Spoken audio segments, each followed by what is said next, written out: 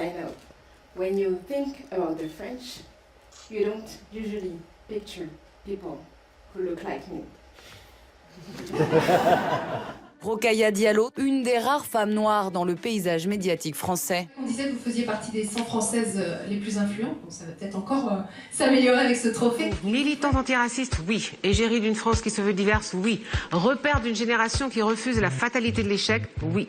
Messagère de la cause des femmes, oui. En même temps, elle est celle qui refuse que ses origines soient le marqueur de sa personnalité, celle qui s'élève contre l'interdiction du port du voile, celle qui défend la discrimination positive, qui fait de la télé, qui écrit, qui parle, qui organise des conférences, bref, elle fait feu de tout bois.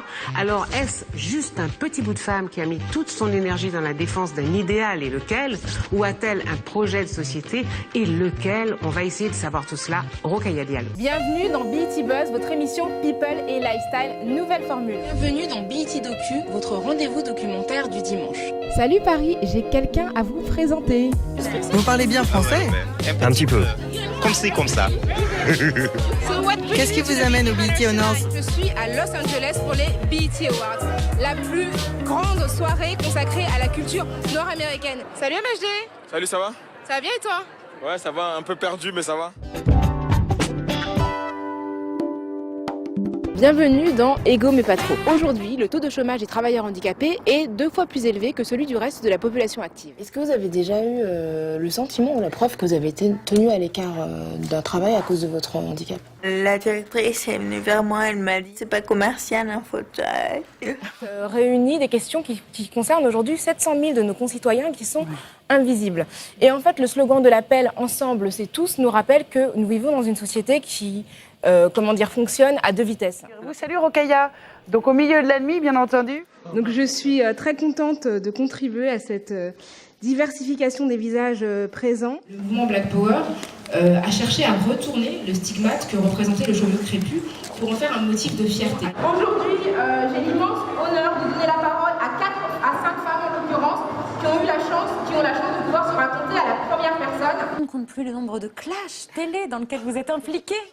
Mais déjà, ils n'ont pas le choix, Éric Zemmour. Mais c'est faux. Vous savez très bien que si vous n'allez pas à Clichy-sous-Bois, c'est parce que vous avez les moyens de vivre ailleurs. Et les gens, s'ils avaient les moyens de vivre dans d'autres endroits, ils vivraient probablement dans votre quartier. Moi, mademoiselle, ça ne peut-être pas mademoiselle, mais vivraient dans votre quartier. Je pense qu'il est difficile d'adhérer au Front National sans adhérer à des valeurs racistes. Oui, je le pense et je l'affirme devant vous. Je crois qu'Emmanuel Macron, jusqu'ici, n'avait envisagé l'armée que pour servir sa communication. On a vu que son premier déplacement, il l'a fait au Mali pour aller rendre visite aux troupes françaises. Pour moi, l'avancée des droits des prostituées, c'est le fait qu'elles soient protégées par l'État, qu'elles puissent exercer leur métier en toute sécurité et encore une fois, qu'on ne soit pas dans un jugement moral du travail sexuel parce qu'il s'agit de sexe. Rokhaya Diallo, avant qu'il doit nous quitter bientôt, vous vouliez ajouter quelque chose?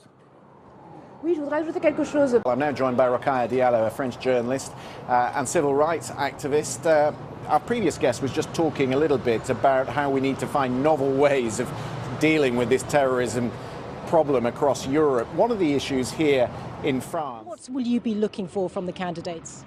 Well, I don't know, like many people here in France, if there is much to expect. Ce que je trouve frappant, c'est qu'on puisse imaginer que le fait de porter une religion de manière visible, à savoir un foulard, une kippa, un turban, ça peut choquer les gens. Moi, je pense que ce sont les gens qui sont choqués qui ont un problème, et c'est à eux qu'il faut apprendre à vivre dans un pays où les gens ont des expressions religieuses diverses. Évidemment, nous sommes différents. Moi, ma couleur de peau, eh bien, elle est là, et je pense qu'il y a des gens à qui ça déplaît, mais je ne vais pas en changer pour leur plaire. Vous fêtez les 2 ans des Gabon Awards que vous avez créés. Absolument, absolument. C'est une cérémonie donc parodique qui a lieu pour la 2e fois consécutive ce soir. Elle a été créée par l'association Les Indivisibles dont je fais partie. Et il s'agit de primer de manière parodique et humoristique les meilleures déclarations racistes de l'année. Je suis auteure d'essais sur le racisme avec des ouvrages tels que Comment parler du racisme aux enfants, À nous la France, Racisme, mode d'emploi ou encore Moi raciste jamais.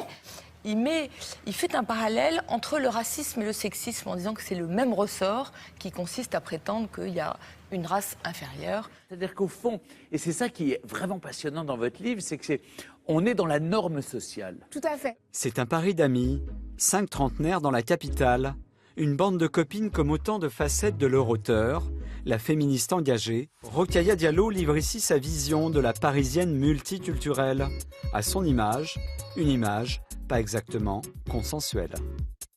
Alors, vous préparez un documentaire le 3 décembre.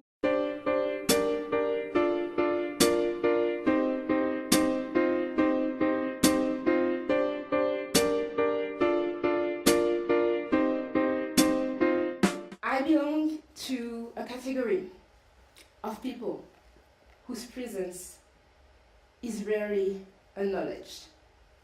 People who do not exist in the mainstream narrative. People who do not fit into the norm. That is why I decided to become a journalist, a writer, and a filmmaker.